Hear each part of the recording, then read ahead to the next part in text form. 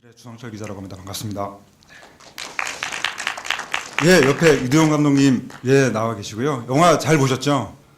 저는 볼 때마다 늘 재밌는, 한번 보기 시작하면 끝까지 보게 되는 그런 작품이고요. 정말 너무 재밌습니다. 감독님 되게 오랜만에 오늘 다시 보셨다고 들었는데요. 얼마 만에 다시 이렇게 보신 거죠? 한 5, 6년 되나요? 그렇죠. 네, 그 정도 될 것 같아요. 그러니까 그 사이, 그러니까 2006년에 복원이 됐고 그 사이에 또 여러 번 상영 기회가 있었는데 직접 처음부터 다시 보신 건 굉장히 또 오랜만에 보셨네요. 예. 뭐 이렇게 다시 또 처음부터 다시 보시니까 또 느낌이 어떠시는가요? 우선 긴 영화를 어찌 보면 재미도 없을 법한 그런 영화인데 보시느라고 수고하셨습니다. 제가 이 영화를 1979년도에 지리산 일대와 어쨌든 뭐 강릉 뭐 이런 전국을 누비면서 강원도 전라남북도 또 하여튼 부지기수로 다녀서 10개월 만에 거쳐서 촬영 횟수는 한 70여 회차에 찍은 영화입니다. 그러니까 영화의 어떤 목적, 수사관 정직한 수사관에 의해서 모든 우리 진실이 또 두 가지 얼굴이 밝혀지는 그런 영화인데 어떤 수사의 목적보다 그 과정에서 드러나는 여러 가지 우리의 어떤 사악함이라든가 정의 뭐 이런 것들이 좀 그래야 되겠다. 그래서 만든 영화입니다. 예. 뭐 아시다시피 최후의 증인은 지금 뭐 DVD로도 출시가 돼 있고 2006년에 복원이 됐는데요. 사실 그 전에는 이 작품을 온전하게 감상하기가 굉장히 힘들었습니다. 그런데 그 이전에 이제 뭐 박찬욱 감독, 오승욱 감독 이런 분들을 통해서 입소문으로 좀 전해지다가 드디어 2006년에 복원이 되는데요. 뭐 사연이 많죠. 뭐 박찬욱 감독 같은 경우는 최후의 증인을 이제 직접 그 당시 극장에서 개봉을 할 때 보고 너무 큰 충격을 받고 감명이 깊었는데 그때만 해도 완전판은 아니었던 걸로 알고 있고요. 근데 그때 너무 이두영 감독님의 최후의 증인을 보고 인상이 깊어가지고 자신이 이제 뭐 3인조라던가 작품 같은 것도 연출할 때 연출부들을 뽑을 때 이두영 감독님의 작품이었죠. 위대한 헌터 GJ였나요? 그렇게 이두영 감독님의 연출부를 했다는 이유만으로 그 친구를 뭐 연출부로 뽑기도 했다. 뭐 이두영 감독님이 현장에서 어떻게 하시더냐, 뭐 연출을 어떻게 하시더냐 이런 것 좀 물어보려고 뭐 그냥 단지 이두영 감독님이 연출을 했다는 이유만으로 뽑기도 하고 뭐 그랬다고 그러시더라고요.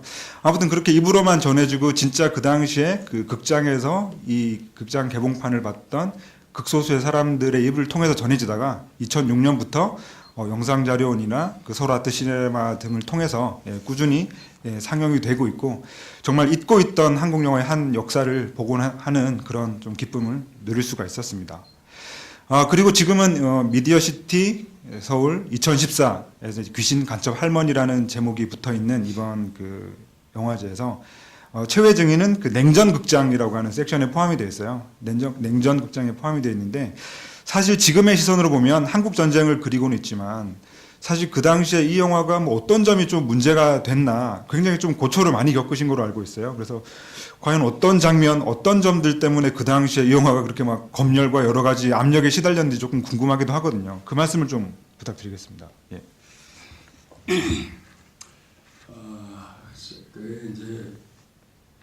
이게 보는 사람으로 하여금 이제 관측에서 그런 본다 그러면은 감독의 사정이 좀 이상할 수도 있죠. 근데 지금 보면은 아무렇지도 않고 이제 그런 건데 옛날에는 좀 그런 데가 있습니다. 뭐 군인 얘기, 뭐 이념 얘기 이런 거는 아예 그냥 영화에 담지 마라. 그게 일종의 그런 군대 얘기 뭐 이런 거는 이념이라든가 여러 가지는 불문율로 다루지 않는 것이 국룰이었습니다. 근데 이제 이게 제가 조심스럽게 이걸 인용 영화들을 하면 인간애적인 영화라고 나는 생각을 해요. 그러니까 이제 뭐 그건 보셨으니까 뭐 제가 굳이 설명은 뭐 필요 없겠지만 우리 법 없이도 살 만한 그런 살 사람을 어찌까지 많은 권력이나 여러 가지 또 그런 걸 가지고 부인과 재산을 가지하고 그러니까 살아야 될 사람은 죽어야 될 사람은 아저씨 사는 그런 좀 우리 역사의 어떤 그런 피맺힌 아이러니 같은 거를 이제 그리는데 그 와중에 이제 여기서 이제 어떤 뭐 관측이 있는 사람이라든가 이런 사람들이 좀 그런 짓을 저지르죠. 그런 거에 대한 이제 오해. 그리고 뭐 그런 것 때문에 또 당시에 또 뭐 지작품뿐이 아니라 이제 검열이 유행할 때니까 뭐 그런 검열까지는 저희들이 충분히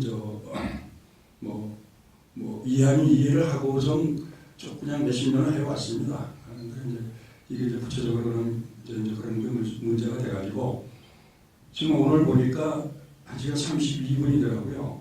원래는 제가 2시간 32분짜리인데 원래는 2시간 36분에서 7분 사이로 영화를 만들었던 거거든요. 근데 그게 이제 뭐 검열도 되고 예를 들어서 어떤 그 지압적인 거 여기 그 검사 앞에 가서 그 여자가 옷을 벗는 그것도 좀 애매하게 돼 있고 그거는 뭐 그런 거는 각오를 했는데 아마 그렇게 좀 자르다 보니까 아마 이게 연결이 안 되고 그러니까 아마 회사 측에서 더 많이 잘라가지고 상영할 무렵에 당시에 또 비디오가 처음 시작할 무렵에 보니까 어떻게 뭐 1시간 40분도 안 되는 그런 작품이 나와 있더라고요. 그래서 저는 연출자로서 굉장히 실망을 했고 이 얘기는 어차피 좀 기대를 해야 되는 어떤 그런 거를 저는 처음부터 이 영화를 할 때 생각을 했었고 그래야 여러 가지 어떤 그 우리들의 얘기, 당시의 우리들의 얘기 이런 것들을 좀 그려야 되지 않냐. 그래서 그런 걸 그려야 되겠다 하는 각오로 영화를 이제 시작을 한 거죠. 근데 이제 그런 것들이 뭐 잘려지고 그러니까 좀 난 개인적으로 좀 실망을 했고 그렇죠. 그래서 오늘 다시 보니까 좀 감회가 깊네요. 이제 사실감을 주려고 여러 가지를 참 그 말 못할 기술적으로도 그렇고 그 한 거거든요. 그러니까 제 소리에 썼지만 화면도 어둡고 얘기도 어둡고 우리가 사실 그런 아픈 어떤 어두운 시대를 지금 지나온 거죠. 그러니까 그런 것이 어쨌든 나는 영화 감독이니까 영화 속에서 한편에 그런 영화라는 게 기록의 의미가 있는 거니까 그런 것을 당해봐야 되겠다 해서 만든 것이고 그 과정 어떤 검열이 어떻게 잘려나갔다 그런 것도 사실 과정이에요. 우리 영화에 참 여러 가지가 좀 감회가 새롭네요. 새로운 거고 내 영화에는 내가 그렇게 좀 냉정해져가지고 잘 말려들지 않는데 오늘 보니까 좀 영화가 잘 됐고 못 됐고 이전에 그런 의도가 이렇게 배치가 돼서 나오는 것이 저한테는 굉장히 그 감흥 이전에 감회를 줘서 오늘 또 영화를 여러분들 잘 봤습니다. 그러면 오늘 전편을 다시 보시면서 좀 새롭게 좀 다가오는 장면이 좀 특별히 있으셨나요? 오늘 보실 때? 네. 특별히 좀 어떤 장면들이 좀 그러셨는지 좀 궁금하네요.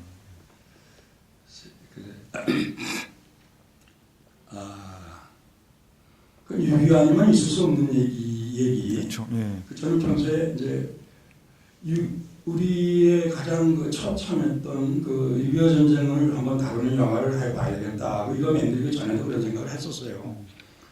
그런데 이제 할리우드 영화는 전투 영화는 하기 싫고 동족끼리 서로 총질하는 영화는 참 하기 싫고 오히려 우리가 모르고 있던 우리의 어떤 그런 순박함이나 사악함 이런 것이 소위 전쟁을 통해서 드러나는 그러니까 우리는 이제 여러분들은 물론 여러분들 대충 연락하신 분들도 계시지만 아버님 세대는 어머님 세대가 우리 어머니도 그런 말이에요. 저 양반은 도시도 살 양반이다 이런 말이 많이 유행했었어요. 그러니까 여기 이제 황바가 나는 이제 그런 도시도 살 사람인데 이게 어떤 인간의 어떤 욕망, 야망 때문에 그 처와 재산을 전부 가치당하고 있지 않습니까? 그것을 아는 수사관이 이 사람은 꼭 좀 살려야겠다. 이 사람 어떻게 살아나서 살려야 되겠다 하는 그런 거로 천방지축 전국을 헤매면서 찾는데 결국은 자기가 찾는 와중에 사람들이 자꾸 죽어간다. 사람을 살리려고 하는데 결국은 자기가 살리려고 하는 그 부부가 자결이라는 그런 기록으로 그냥 죽죠.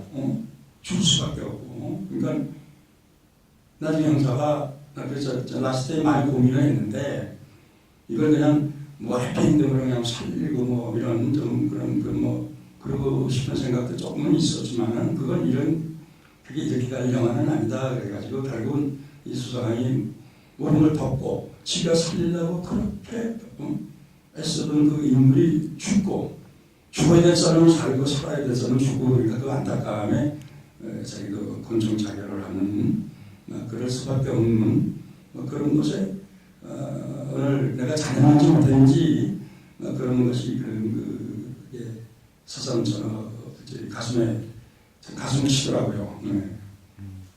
답변이 될지 모르겠습니다.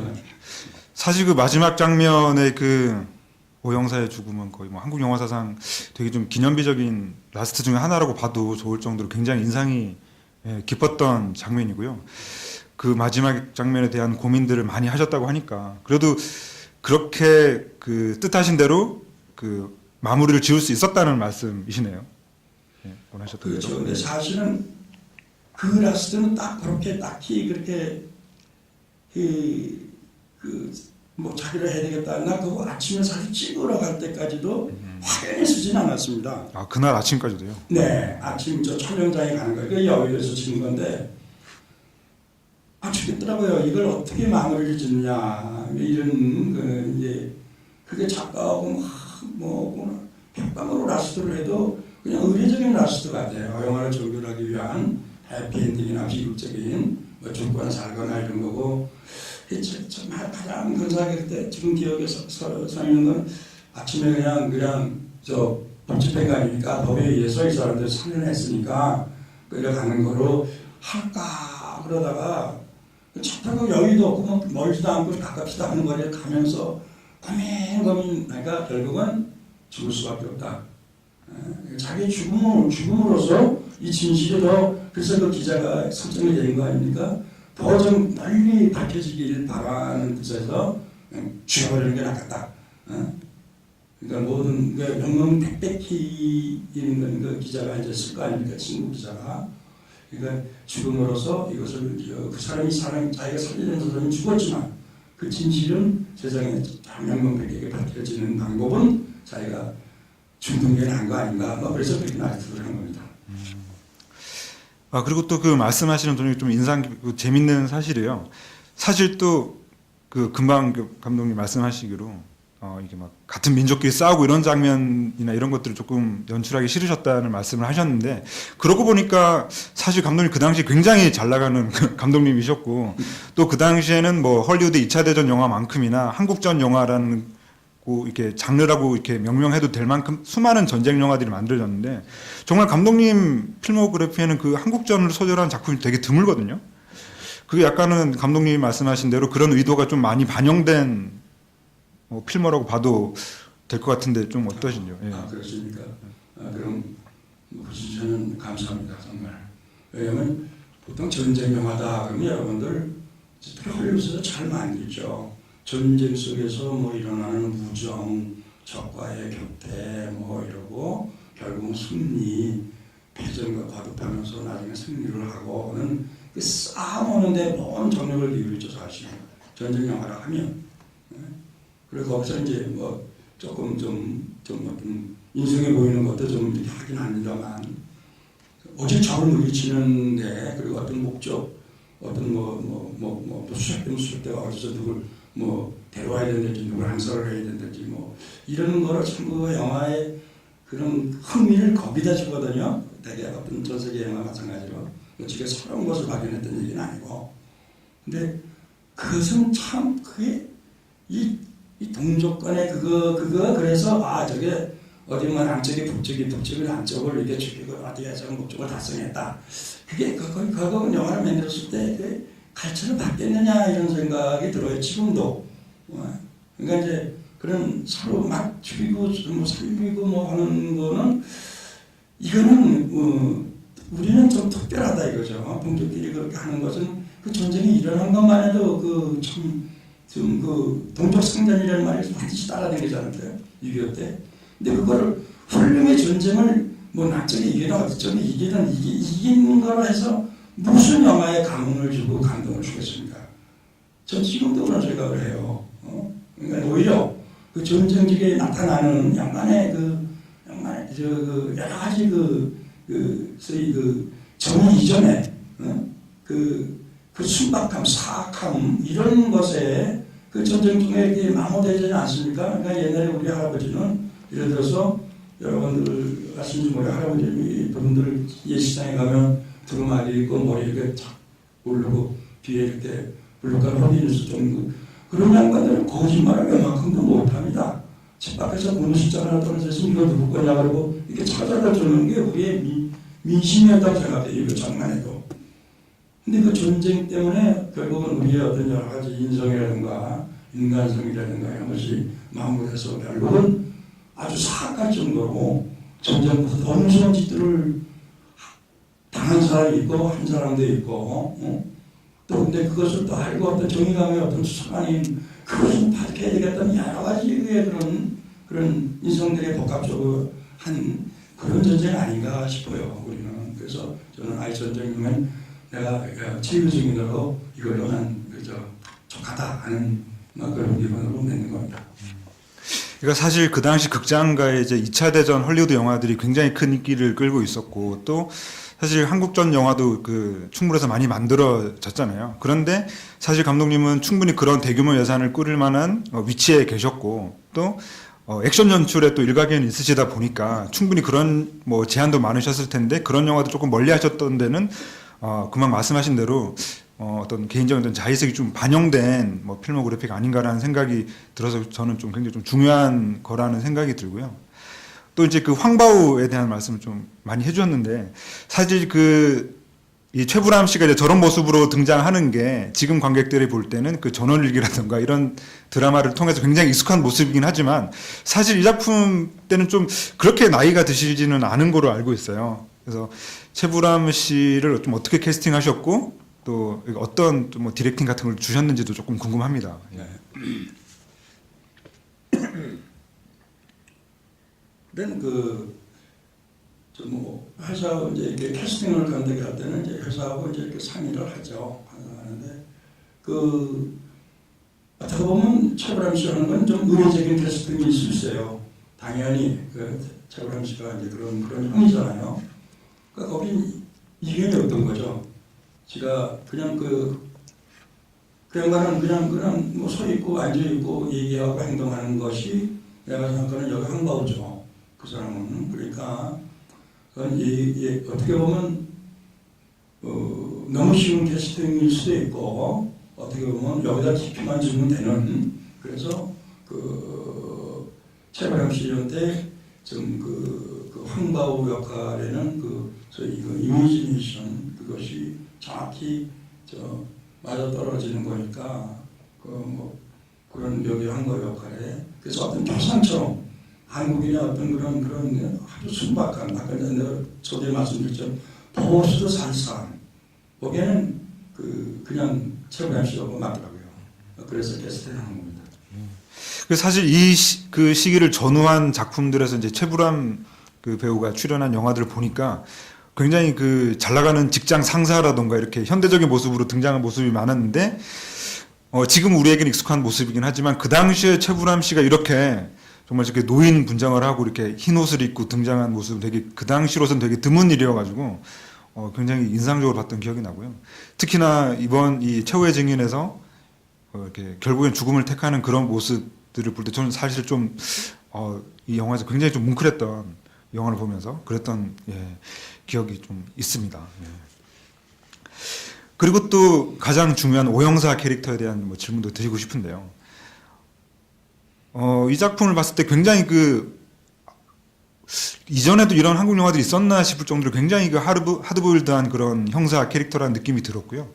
또 혼자서 막 논두렁을 걷다가 막 넘어지고 비바람을 헤쳐나가고 이런 모습들을 보니까 그런 장면들이 실제로 뭐 비 오는 날에 촬영이 됐는지 혹은 뭐 강풍이나 뭐 이런 살수사가 동원이 됐는지 그런 모습들이 궁금할 정도로 정말 혼자 방방곡곡을 다니는 그런 모습들이 굉장히 좀 인상이 깊었거든요. 그리고 또 예전에 감독님께서 말씀하시기로는 그 버스 같은 버스 이제 하나 빌려가지고 그 배우랑 그 스태프들이 타고 굉장히 관소하게 뭐 요즘식으로 말하자면 인디펜던트 방식의 좀 되게 어울릴 법한 그런 방법으로 함영중 씨와 전국 방방곡곡을 다니셨다고 들었거든요. 네. 좀 그 얘기도 조금 궁금합니다. 예. 이게 이제 뭐 영화 형식으로 얘기하면 사실은 이게 로드 무비라고 그러죠 우리가. 이런 로드 무비 형식으로 찍은 겁니다 맞아요. 그래서 거의 1년 한 10개월을 거의 그 함영중 씨를 옆에 태우고 제가 운전을 하고 그런 거 이제 또 바꿔 운전도 하면서 댕긴 거예요. 댕기면서 그 당시에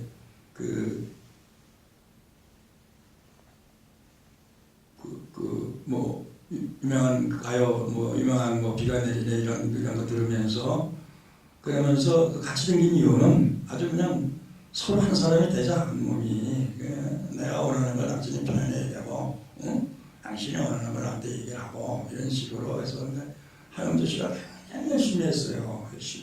근데 이제 어떻게 보면 저는 오늘 또 이 영화 끝난 이후에 오늘 정말 좀 자세히 볼 수 있는 그런 기회가 있었는데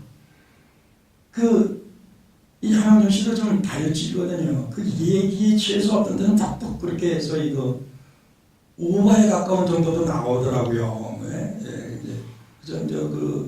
그거는 뭐냐 좀 오바 액션을 하는 게 아니라 자기가 그런 얘기에 취하는 거예요. 이게 오늘 이렇게 여기 이렇게 해서 누구를 밝혀내고 누구를 가고 진실을 알게 된 형사가 그 사람을 대할 때 언사, 언행 이런 것들이 굉장히 참 열심히 잘했어요.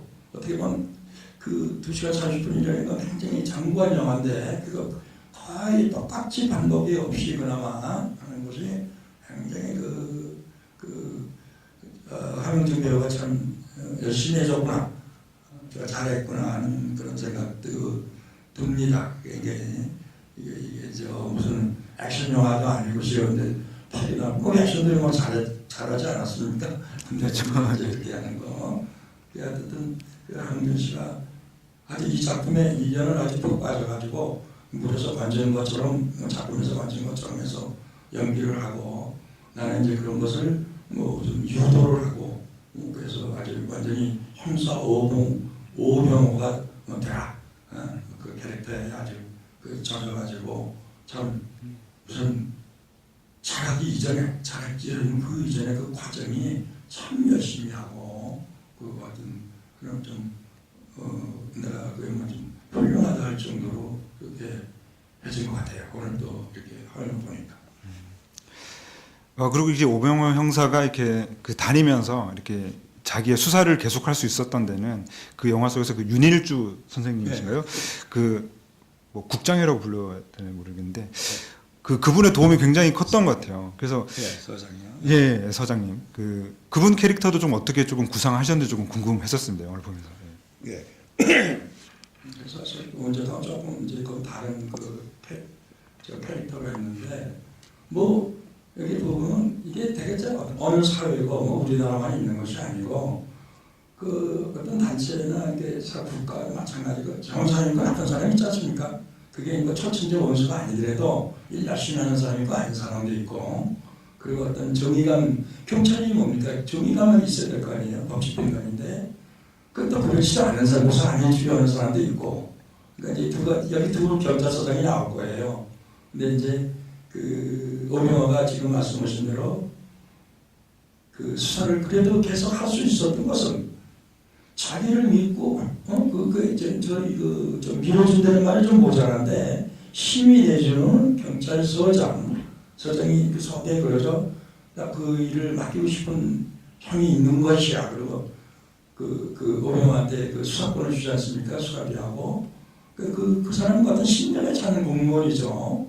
지방에 하는 경찰서장이지만 이거는 밝혀내야 되고 밝혀내려면 어떤 난관이 있을 거니까 그러니까 넌 마음대로 해라. 그리고 이제 뒤에서 자기 처남을 통해서도 그렇고 뭐 여러 가지로 자기가 옷벗을 각오하고 밀어주는 뭐 그런 뭐 어떤 리더도 있지 않겠냐 하는 게 있어야 된다고 얘기죠.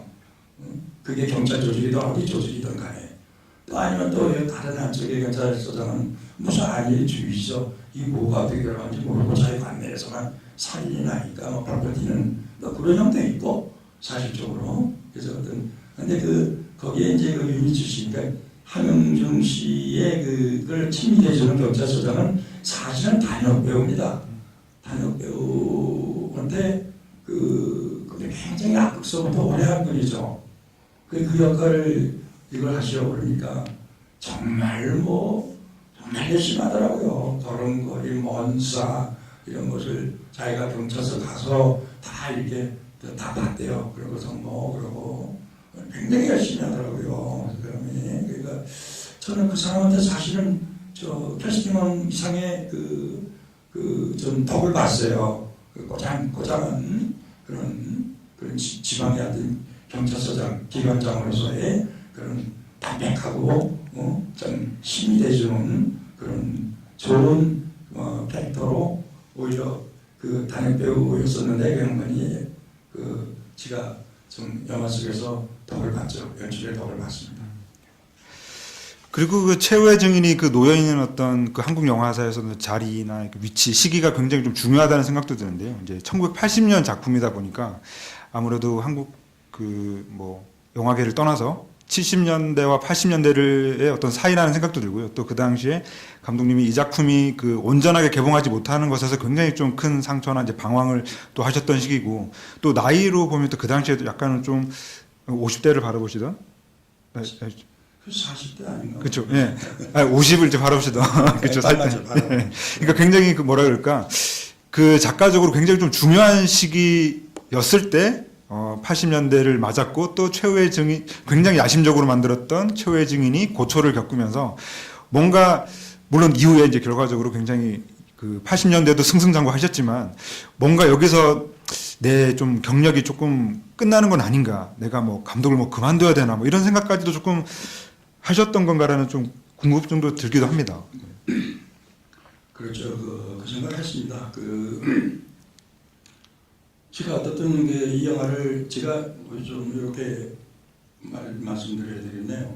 제가 70년대, 80년대 만 20년간 50작품을 했습니다. 50전에 많이 만든 거죠. 그리고 많이 만든 건 자랑이 절대 아니죠.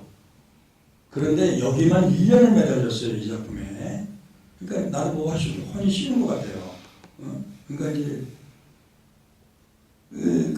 나도 여기에 거의 아까 제가 10개월을 할때 촬영 기간은 10개월이에요. 그리고 이제 나중에 후반작 이런 거 1년을 꼭 매달렸는데 다른 거 다 팽개치고, 그 평구리가 50작품 냈으면 1년에 2점 두 편 반을 내는 꼴이죠. 근데 이거 만든 해에는 이거만 매달렸거든요. 그 말씀 드리려고 그러는데 저한테 많이 만든 건 잘한 거 아니고, 여기에 나도 뭔가 이렇게 좀 연출자들이 좀 이렇게 힘이 꽂힌다 그럴까? 좀 재적적으로 얘기를 하면. 그런 거지. 이거는 좀 내가 진심으로 좀 만들어 봐야 되겠다.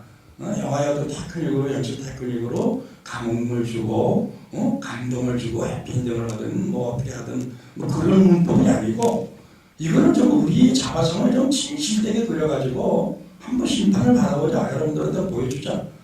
이런 게 제가 마음이 있었어요. 이 작품 출발할 때요. 그래가지고, 그냥 열심히는 저뿐이나 다른 것도 다 열심히 해야죠. 근데 이 작품은 특히 이제 그렇게 좀 오만원이 될지 모르겠는데 혼과 열을 다해서 이제 만들었거든요.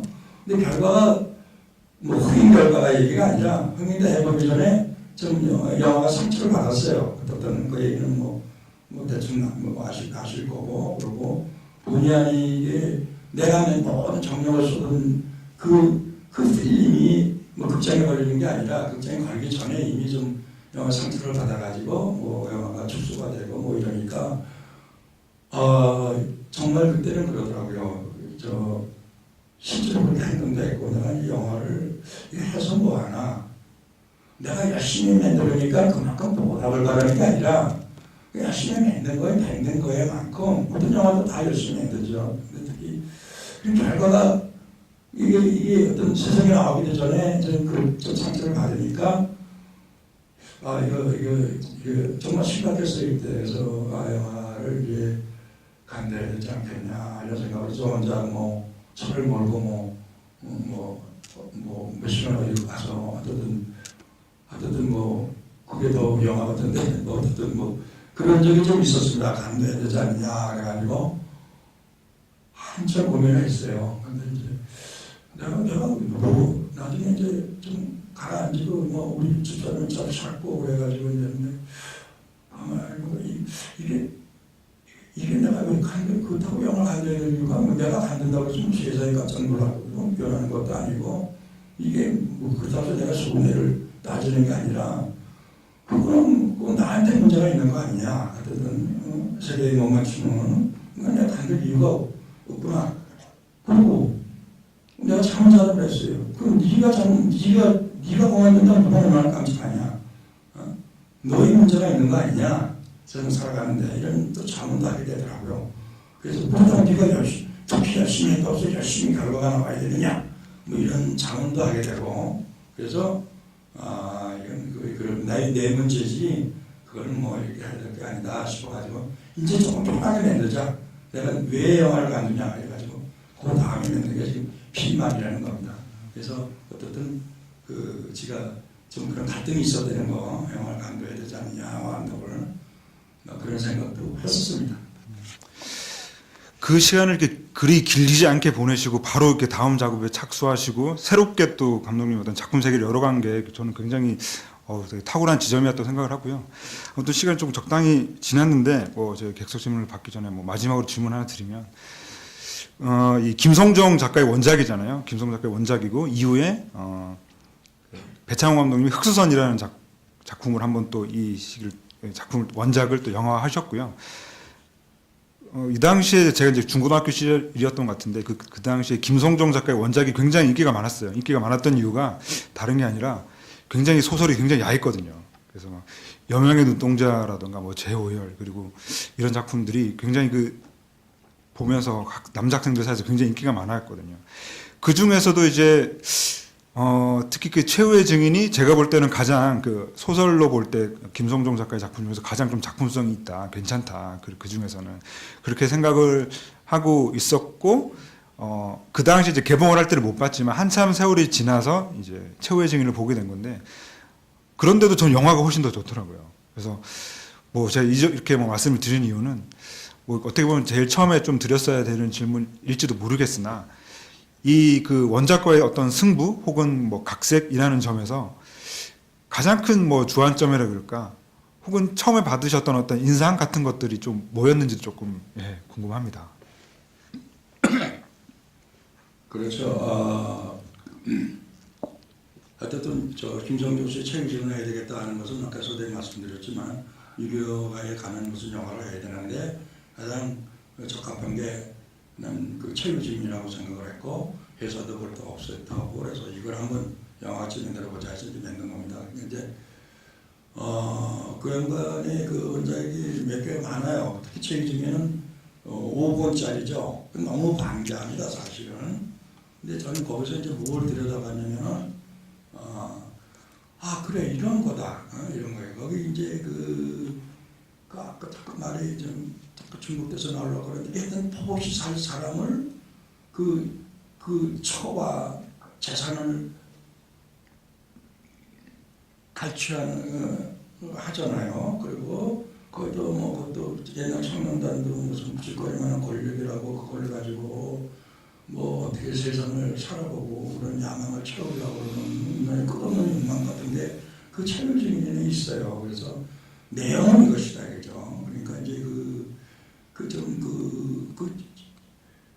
김성종 씨의 소설들이 되게 그런 그런 것이 잘 돼 있어요.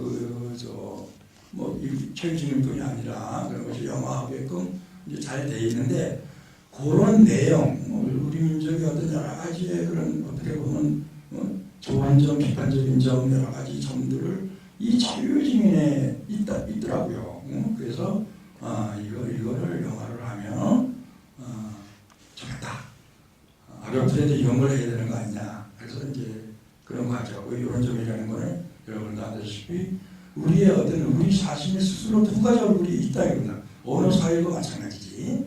근데 대충 이제 영화에 그거는 보면 이제 다른 나라 영화, 특히 멀리 영화도 그렇고 이게 범죄자와 아닌 자의 수사 간의 어떤 숨막꼭질 이런 거에 감흥을 주고 이제 감동을 주는 거 아닙니까? 근데 나는 이제 그런 것도 예를 들어서 뭐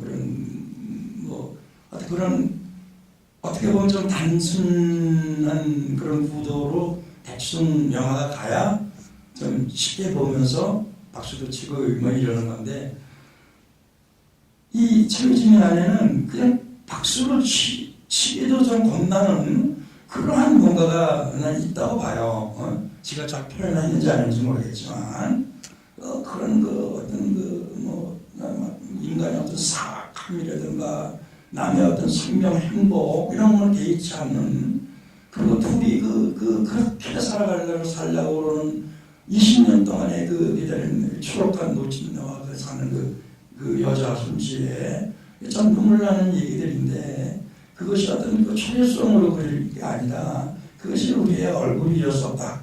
막 이런 그런 뭔가 그냥 단순 줄거리 이후에 뭔가 그런 게 전 있다고 보거든요. 잘 표현이 되는지 안 되는지 뭐 전 그것을 그려야 되겠다 해서 그렇게 작품을 그려한 겁니다. 예, 잘 표현된 것 같습니다. 예, 그럼 그 객석 질문을 좀 받도록 하겠습니다. 질문 있으신 분들은요, 손 들으시면은 예, 그래서 가겠습니다. 여기 이쪽, 예.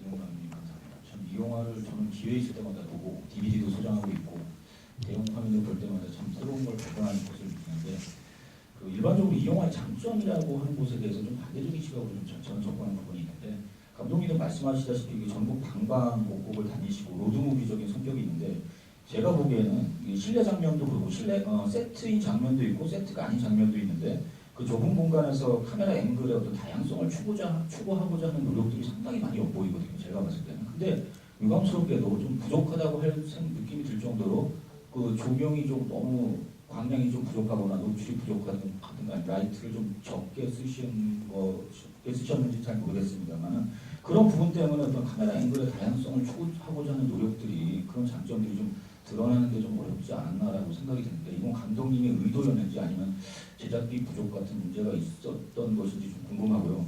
두 번째는 그 손지혜가 오병호가 손지혜를 처음 술집에서 만났을 때 굉장히 젊은 여자로 묘사하거든요. 그리고 다방에 갔을 때도 그 하숙집 집주인이 할아버지가 딸 같은 여자하고 산다고 굉장히 그 젊게 묘사를 하는데 그 마지막에 그 황보 옆에서 자살하는 그 순간까지의 물리적인 시간은 굉장히 지난 20년에 비하면 굉장히 짧은 시간임에도 불구하고 급격한 노화가 이루어져요. 그러니까 갑자기 늙어버린다는 거죠. 근데 제가 이 생각을 해봤을 때는 그렇다면 이게 오병호에 의해서 쫓기고서 도망다니는 어떤 그 심적인 스트레스를 받아서 갑자기 그 늙은 모습으로 묘사를 그런 것까지 생각을 하셔가지고 감독님이 생각을 하셨는지 그게 궁금하고요. 마지막 질문은 이렇습니다. 마지막에 간단하게 질문할 건데 그 마지막에 오병호가 그 자살하는 장면에서 다른 사람들이 총소리를 듣고 쫓아가는데 새가 갑자기 날아가거든요. 근데 그런 장면을 카메라 먼 거리에서 새에게 지시를 하지 않는 디렉팅을 지시를 하지 않으면은 당시에 뭐 컴퓨터 그래픽도 없었을 테니까 그런 장면을 굉장히 찍기는 새를 일부러 풀어놓지 않고서는 그리고 또 각도도 굉장히 방사선 모양으로 정확하게 화면 속에서 구도를 잡혀서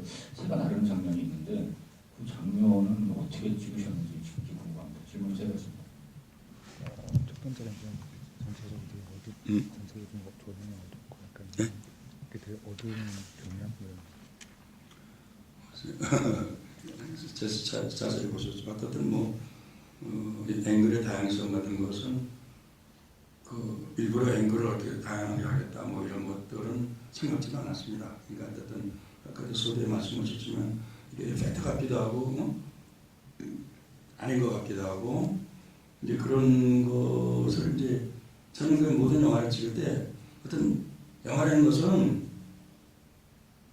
사실과 같은 픽션이다라고 생각을 하거든요. 마지막 사실과 같은 거짓말이다 이거죠. 그러니까 사실과 같아야 된다는 이제 그런 거를 갖고 있어요. 그래서 그것이 무슨 비극이든 코미디든 무슨 액션이든 어떤 사실을 바탕한 사실과 같이 전개돼야 이게 이제 피부에 와닿지 않겠느냐 이제 그런 얘기죠. 근데 작품 엔더트만 성공하는 것은 아니지만 그래서 가능한 한 이것은 당시에 어떤 그런 6.25 후반의 어떤 그 전후 분위기를 사실처럼 그 표현하기 위해서 다채로운 앵글 같은 거는 저도 쓰지를 않았어요. 그러니까 이제 그러니까 앵글이 없는 것 같은 것을 주자. 그래서 보면 이제 이렇게 조명으로도 이렇게 이렇게 앵글을 잡아가지고 화려하게 이렇게 빛을 비치고 그런 게 일절 없을 겁니다. 처음부터 끝까지.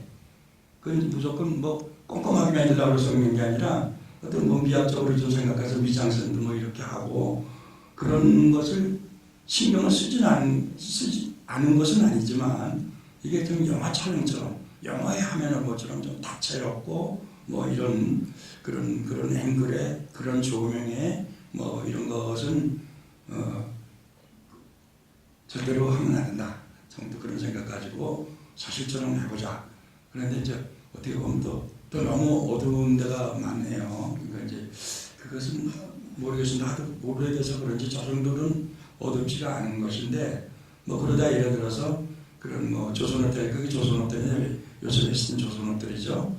그 화려하고 그런 건데 당시에는 거기서 찍은 건데 거기마저 좀 그렇고 근데 그 이제 어쨌든 그걸 전체 돈으로 이제 뽑을 내다 보니까 좀 그렇게 되지만 어쨌든 이 영화는 다채로운 앵글과 다채로운 그림으로 가면은 그건 영화의 화면 보는 것 같이 저는 사실을 보는 것 같이 느낌을 주기 위해서 저렇게 한 겁니다. 우리 기술이 당시에는 저 정도죠. 그러니까 이제 그것은 제가 잘했다라기보다 제 의도가 그런 겁니다. 그러니까 좀 깨끗이 전달을 하자 하는 그런 뜻이지 연출이 보이게 다채롭게 화려하게 모하게 다양하게 그런 그 행동은 다양해도 앵글 자체는 좀 이렇게 어떻게 보면 좀 오소독스하게 이렇게 하는 것이 좀 진실에 접근하는 그런 얘기의 어떤 설파가 되지 않겠느냐 그런 뜻으로 한 겁니다. 그리고 그 황바우의 어떤 급격한 노화. 손재 손재. 노화? 그 분장이지 뭐. 그러니까 그 사진으로 보면 너무 그 세월이 너무 많이 지났는데 손재가 너무 계속 그 이제 어떤 20년간에 살다 나온 사람이요. 그러면 그게 사실 말이 20년을 살지 100살처럼 보일 수도 있는 거 아닙니까? 이제 그런 생각을 한 거죠. 그러니까 꼭 20년에 대한 그 차이의 분장을 한 것이 아니고 사람이 그 죄 없이 자기가 살인을 안 하고 들어갔는데 그걸 20년을 건져서 살았다고 보십시오. 난 그 사람이 상고만도 영화다라고 봐요. 미치죠. 이렇게 여러분들 같으면 나도 그럴 거예요. 미칠 겁니다. 그런데 음악이 거기 대사도 나오지만 내가 그 사람한테 한글을 가르쳐주다가 인간을 배웠습니다. 그런 얘기. 그렇게 그 어떤 종교 이상의 어떤 그런 선함으로 이제 살았지만 20년을 산다는 것은 그 다음에 이제 예를 들어서 한 30대 중반의 문장에서 그러면 한 50대 중반 넘으면 되겠죠. 나이에서는 60, 70대가 돼도 난 괜찮다고 생각했거든요. 문장이 지금 잘 됐다 안 됐다 얘기를 하는 게 아니라 그래서 아마 급격히 그 노화된 그런 거를 보이지 않았나 이런 생각이 듭니다. 그리고 이제 그 마지막 장면에서 이제 새들이 날아가는 장면. 그래요. 그리고 이제 그거는 연출이 참 의도를 안 했어. 아까 말씀드렸지만 라스트 장면에 이렇게 입을 곤충해 놓으니까 땅 청소를 하고 새들이 확 날아가죠. 그거는 정말 현장에서 그냥 얻은 거예요. 아침에 이제 나갈 때, 이걸 어떻게 찍나, 두 가지를 찍어야 될까? 이제 이런 생각을 했습니다. 구체적으로. 하나는 이 사람이 별별히 치안본, 옛날에 지금 경찰청이 치안본부가 모든 경찰청의 어떤 항상인데, 거기 직원에 의해서 이제 그냥 이렇게 가는 거, 법에 따라서 세고랑을 차고 이제 가는 거로 가느냐, 아니면 죽을까? 이거 이제 그러고 이제 갔는데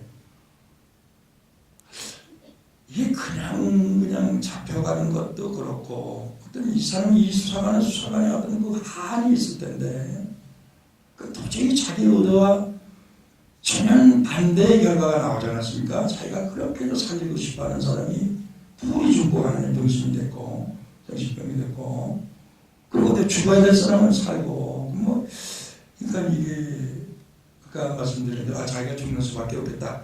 여기에 딱 도착하니까 그 생각이 들더라고요. 이걸 그렇다고 해서 뭐 의례적으로 그 체험업소한테 잡혀서 쭉 가는 거를 보는 사람이 그 등장인물들이나 연출이나 이런 것이 저는 모자란 것 같아요. 죽여보자 그랬는데 그 죽이면 어떻게 죽냐? 그래가지고 이제 즉석에서 때 하여간 막 치고 그러는데 이 저풀들이 보이길래 난 그 풀숲에 가지도 못해서 시간은 꽤는 지는데 백배고한테 한영중 배우한테 이렇게 해서 저를 가라고 들어가라고 그리고 이제 하나 두고 이제 뛰어갔죠. 뛰어가 보니까 그냥 뭐 그냥 수수한 풀덩이가 있는 거예요. 그래서 평화를 이제 멀리서 망원렌즈를 찍어서 들어와서 입에 넣고 이제 그러는데 갑자기 그 새들이 그냥 확 뭐 수십 마리가 그냥 확 날아가더라고요. 와 이게 그래서 에너지가 났어요. 내가 망설이다가 새가 탁 튀니까 비둘기죠 비둘기. 그래서 그걸 이제 확 튀어나오는 순간은 못 찍었죠. 그냥 뭐 그때는 망설이다 보니 나도 당황해가지고 그래 나중에 야 저걸 말이죠 어떻게 해서도 저 비둘기들 전부 다시 한번 들어오라 그래가지고 어떤 현장에서 참 웃기는 짓 많이 했어요. 뭐 전 스텝이 뭐 유도를 하고 뭐 이러고 나서 우리는 카메라 빼놓고 숨죽인 것이 있다가 비둘기가 또 이렇게 몇 바퀴 돌더니 다시 이거 앉더라고요. 그래서 찍은 겁니다. 그러니까 그거는 내가 그 라스트 씬 찍으면서 저도 그런 생각이 들더라고요. 야 이게 작품이 되려고 그러나 어떻게 되려고 그러나 그러면 비둘기가 평화를 상징하는 건데 그래서 참 그 장면을 그렇게 훌륭하게 찍었어요. 그 새들 놓고 이제 그런 의미도 되고 그래서 그것은 그냥 뜻밖의 제가 덕을 본 거죠. 현장의 덕을 본 거. 그래서 네, 이게 좀 작품이 좀 되는가 보다. 내 의도대로 어떤 아전인수로 그렇게 또 생각해봤죠. 예, 또 다른 질문 있으신가요? 예, 여기 제일 앞쪽에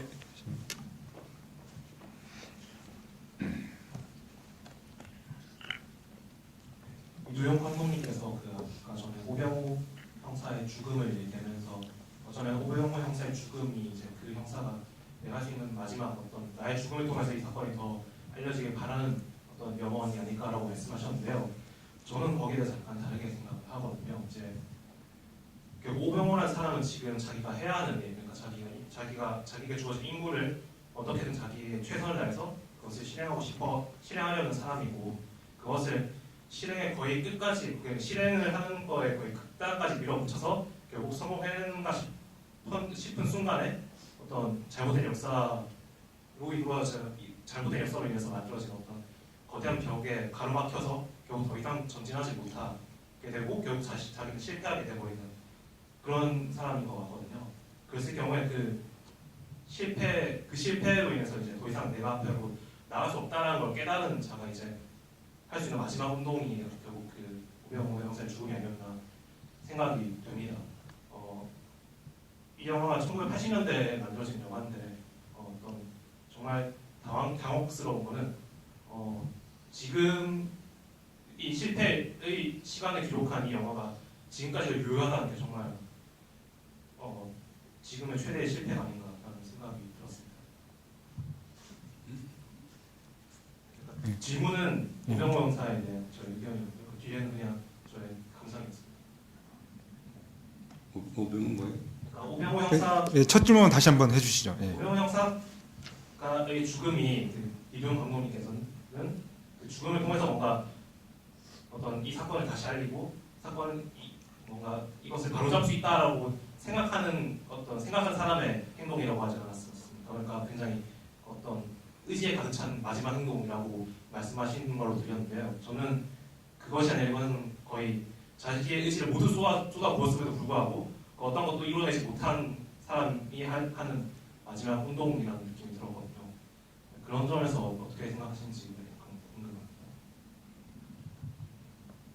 아까 지금 말씀을 들었다고 보고요. 일단 오병호의 죽음은 나는 그 당시에 그 찍을 때 라스트 마음이 그때 제 생각이 이건 오병호 형사는 그 캐릭터가 죽을 수밖에 없겠다 이런 생각을 한 겁니다. 왜냐면 제가 또 말씀드리면은 자기가 그렇게도 살리려고 그러는 그렇게도 진실을 밝혀내려고 그러는 그리고 밝혀졌고 이제 무고가 벗겨질 무렵에 그 사람들이 죽는다 이겁니다 말이야. 한 분은 나가서 약을 먹고 그 한 방은 그 광날은 내가서 죽고 한 사람은 그걸 애통을 못 이겨서 그 초상집에서 죽지 않습니까? 그러니까 이제 그 당시에 나는 그렇게 생각해. 내가 오병하면 어땠을까? 난 죽을 것 같더라고요. 이제 그런 여러 가지로 이제 생각을 해봤죠. 근데 그게 최선이냐라는 것은 이제 한번 생각해 봐야 되겠지만 당시에 내 생각은 그럴 수밖에 없겠다라고 해서 그냥 그 캐릭터를 죽게 한 거죠. 그게 이제 죽게 안 하면은 이게 보통 좀 그게 그런 거 아닙니까? 예를 이제 잡혀가는 거나 이런 거 해피엔딩은 안 되고 그럼 잡혀가는 거로 그 오병에 대한 책임을 다 한 거냐? 그러니까 좀 지성이나 이성이 있는 사람 같으면 그걸로 나는 어떤 이 대담원의 자기의 일을 마감을 했다라고 보지 않거든요. 그 생각이 그때 들더라고요. 차라리 자기가 살리고자 그런 그 장관 그런 노력을 하는 결과가 그렇게 되니까 결국 죽어야 되겠다. 그 죽음이 좀 숭고한 죽음이 됐으면 좋겠다 하는 고소는 연출자에서 바람이고 저 죽는 것이 낫겠다라고 그때 판단을 한 겁니다. 그게 판단이 잘했는지 못했는지 모르겠는데 다른 방법이 안 나오더라고요. 그러니까 그때 그 어떤 암울했던 현실이 지금도 약간 반복되고 있다는 그런 말씀을 하신 거라고 파악해도 되겠죠? 약간은. 예, 알겠습니다. 예, 그러면 뭐 시간 관계상 마지막 질문 받고 마치도록 하겠습니다. 예, 저쪽 여기 바로 옆에. 예.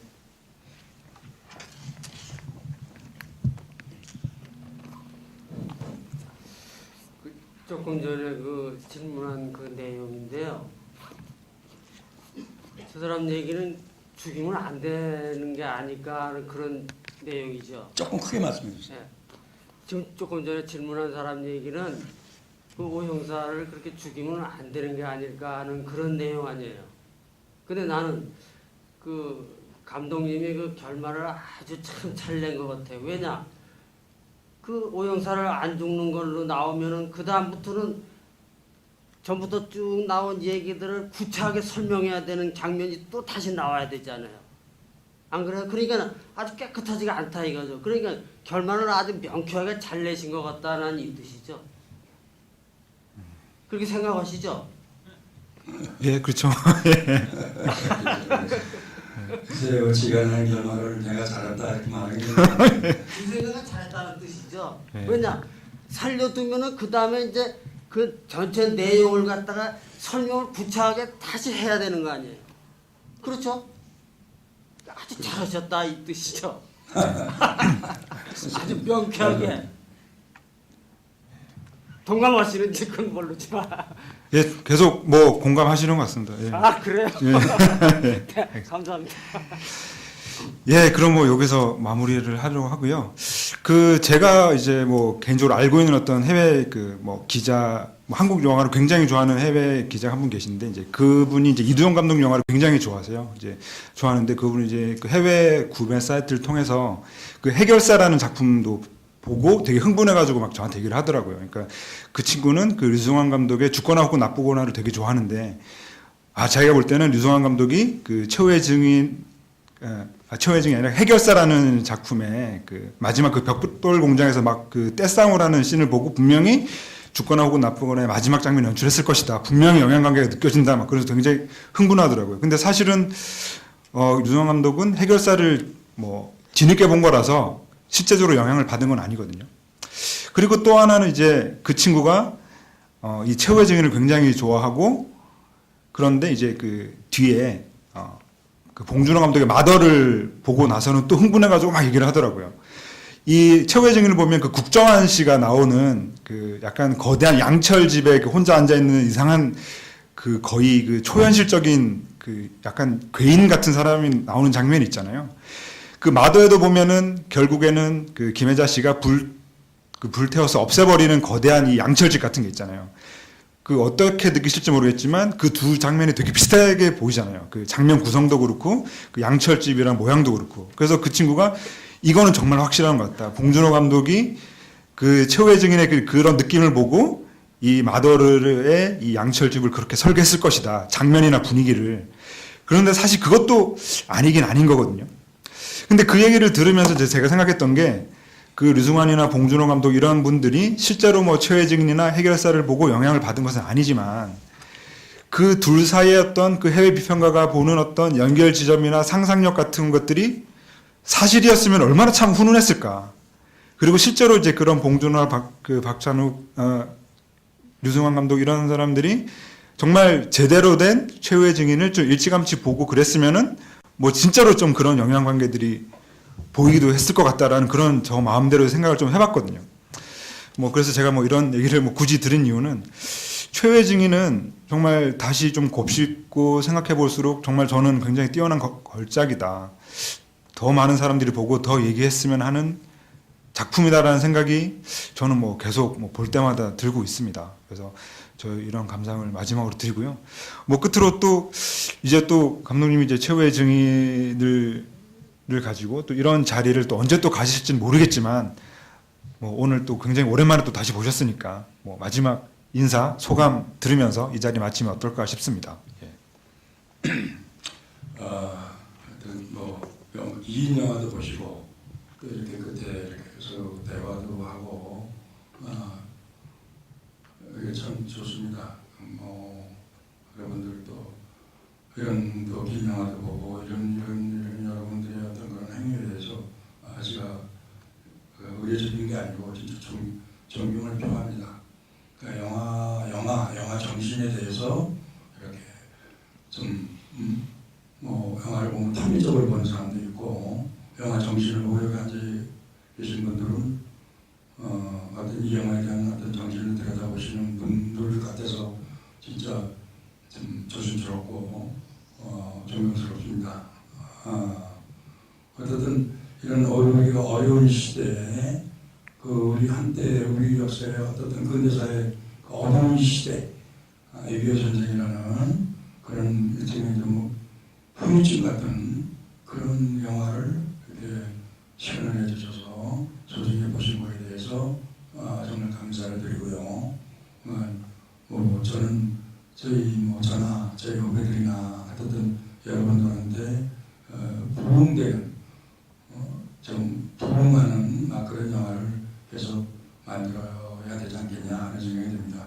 제가 앞으로 영화를 몇 편 더 할지 몰라도 그런 영화를 좀